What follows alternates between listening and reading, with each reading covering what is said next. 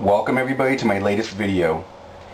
Well, I'd like to go ahead and show you guys another arcade cabinet that I just picked up.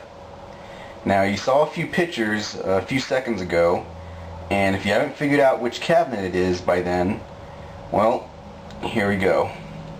The latest addition to my expanding arcade collection.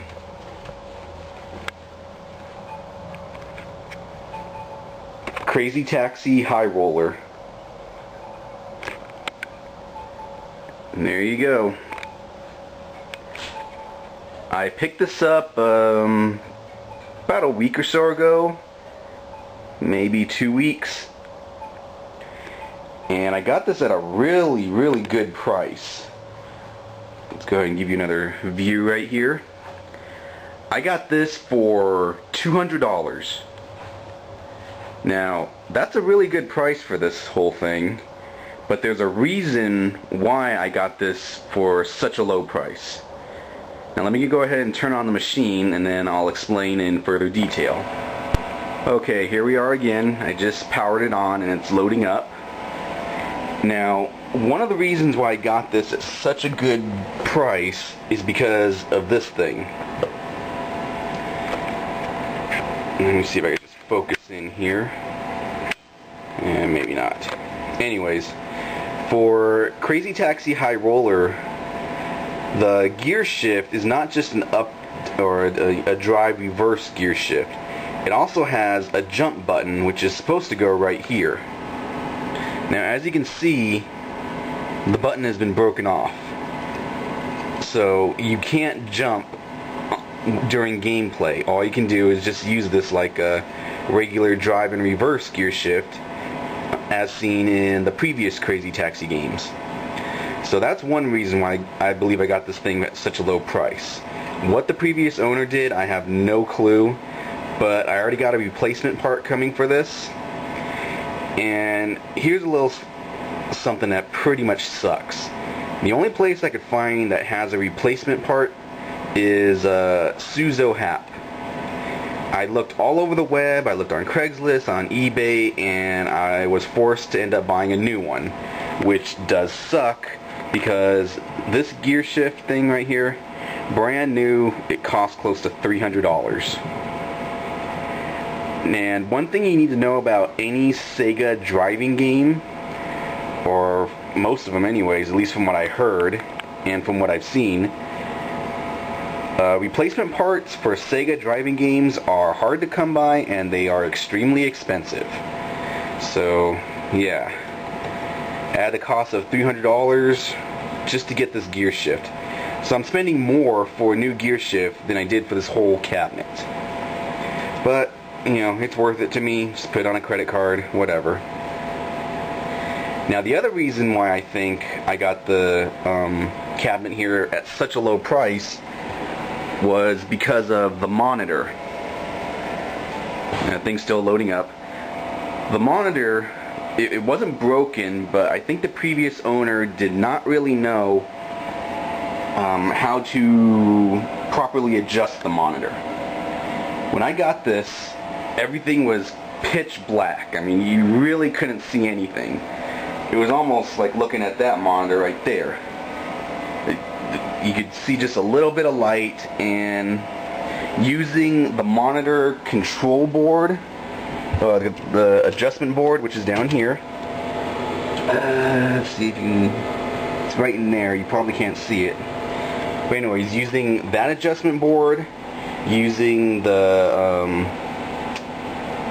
would I use the net tube adjustment board? Maybe I did, can't remember.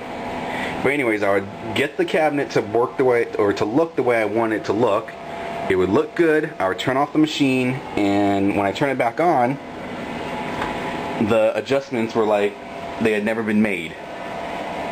So I started looking online, trying to figure out what was going on with the monitor, and I think I have a Wells Gardner D9400 monitor in there.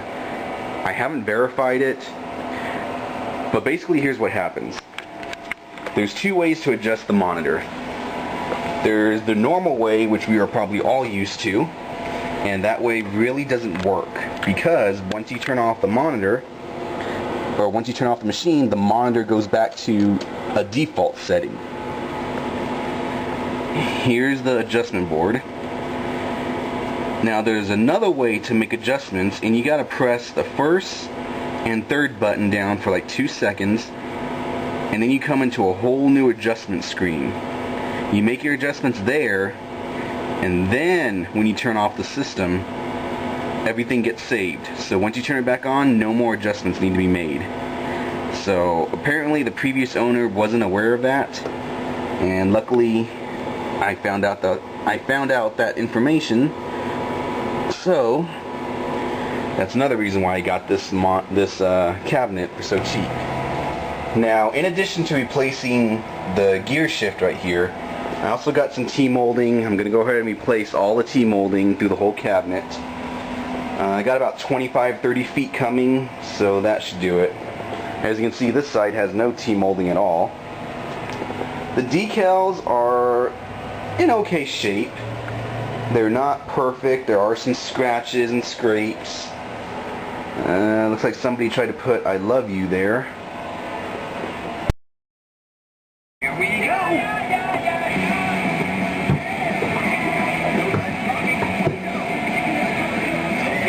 I can't do some of the speed tricks right now because you actually need both hands to be able to do that.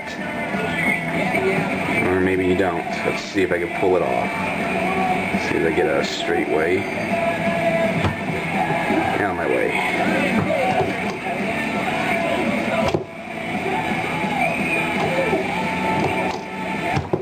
There we go. Like I said, nothing to be taken too seriously. I'm viewing the game through the camera. Yeah, screw him. I'll be posting a video later showing the hardware that this game runs on and the inside of the cabinet, so look forward to that. Let's see.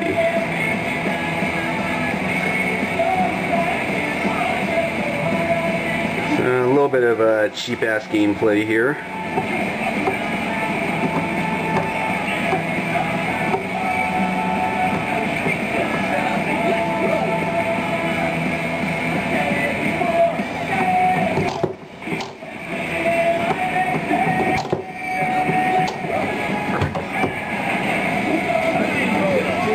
Enough of that. So there you go. Another addition to my arcade collection. And it's kind of actually been getting out of hand because I have so many cabinets. And if you pay attention to some of my other videos, I actually have a lot of them in storage. They're in a storage locker. And I've actually sold some of my other cabinets just because I had so many, and it just seemed like a waste because, you know, I always want something new, and I have older stuff that's just taking up storage space, and I wasn't playing it. But I guess that's the whole point of my game room. It's ever expanding and rotating. So I'm going to give you just final shots of the cab here. Like I said, I will get this fixed and replaced, and maybe I'll post a video on that too. So, until next time. That's it, man. Game over, man. It's game over.